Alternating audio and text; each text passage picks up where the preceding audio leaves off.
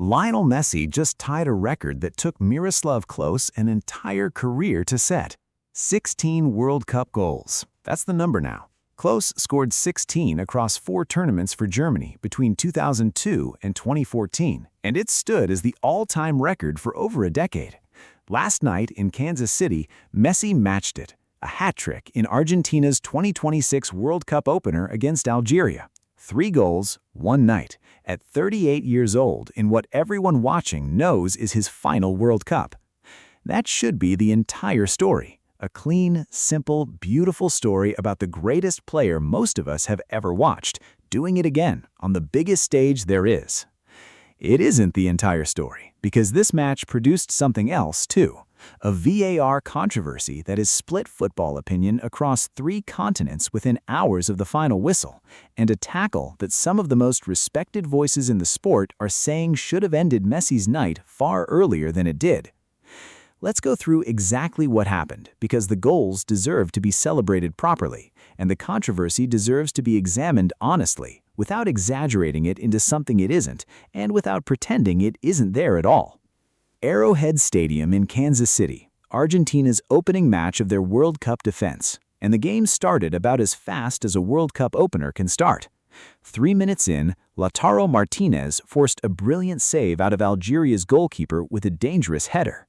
Argentina were already on the front foot. And then in the 5th minute, Messi found the net with a clever near-post finish off a Lautaro feed. The crowd erupted. The flag went up. Offside. The goal didn't count. 2 minutes later, Algeria responded in spectacular fashion.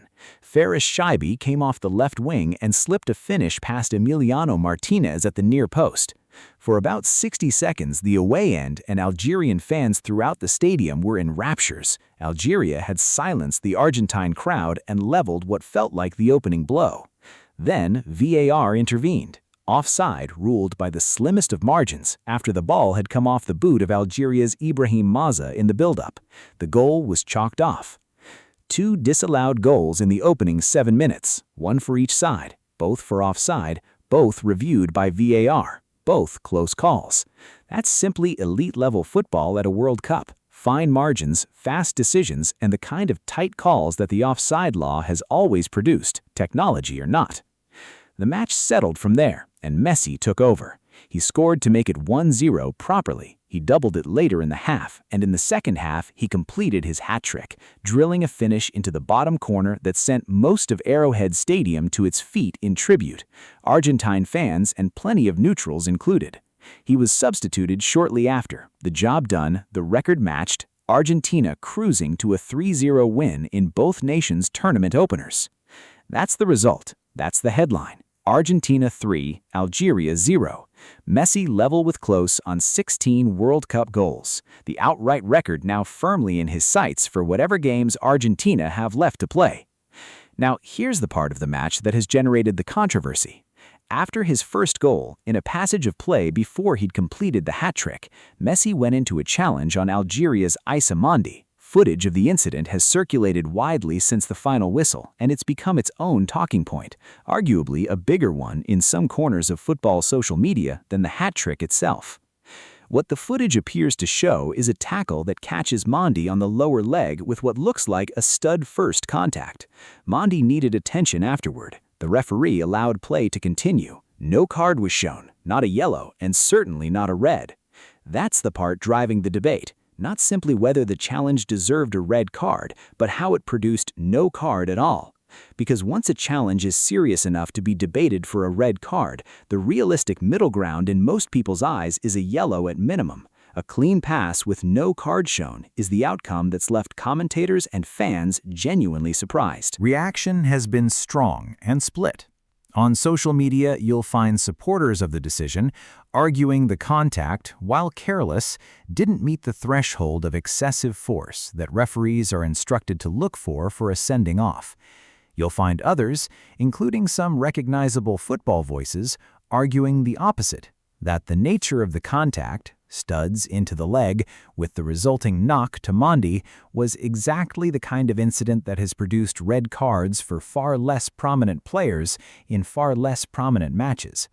Two respected former referees, speaking on Brazilian broadcast coverage of the tournament, took opposing views on air.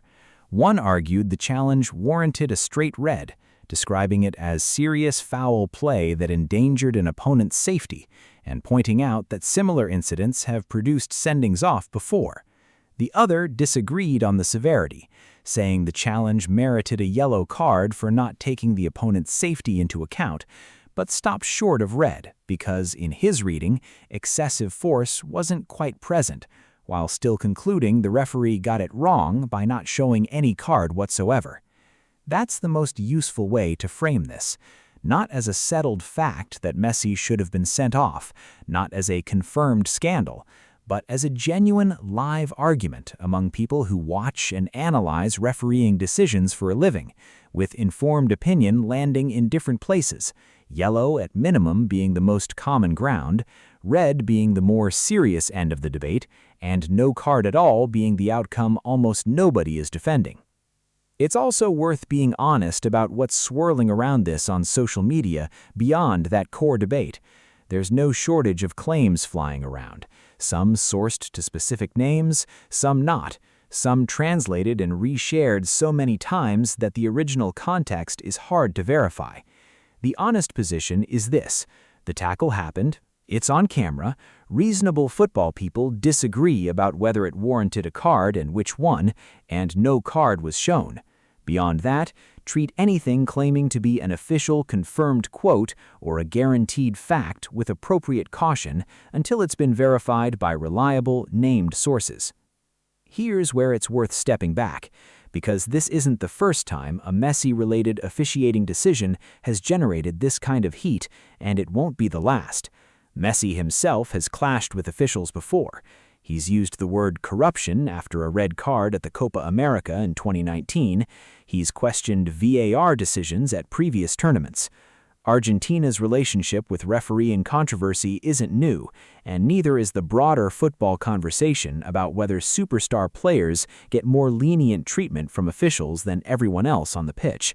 That's a real, ongoing debate in the sport, not something invented for this match. Whether it applied specifically here is something every viewer is entitled to judge for themselves, watching the same footage everyone else is watching. What isn't really in question is the football itself. Algeria, for a team many had written off before a ball was kicked, competed. Their disallowed goal in the 7th minute was a genuinely brilliant team move, and for a minute their fans believed they'd leveled a World Cup match against the defending champions. They'll be disappointed with the final scoreline, but there were signs in Group J's other fixtures and in this performance that they're not simply making up the numbers. And Argentina, whatever the debate around one passage of play, were excellent. Lautaro Martinez was a constant threat. The pressing was sharp from the opening whistle, and Messi, at 38, looked at various points in this match like he'd discovered a way to make time slow down around him, the way he always has. 16 goals, level with Klose, Argentina's all-time leading scorer at World Cups, extending a record that was already his alone before this tournament even started. Whatever else gets debated about this match in the days ahead, that part of the story is simply remarkable and deserves to be remembered as such. So where does this leave Group J? Argentina topped the table after match day 1, goal difference emphatically in their favor. Algeria will regroup, and on the evidence of their disallowed goal, they have enough quality to cause problems for Austria and Jordan in their remaining group games. Nothing about one defeat, even by 3 goals, should write off a team that played that well in patches. And the Mondi incident isn't going away quietly. Expect FIFA's disciplinary process, if review bodies choose to look at it retrospectively, which does happen with incidents that go unpunished in real time, to be a story in itself over the coming days.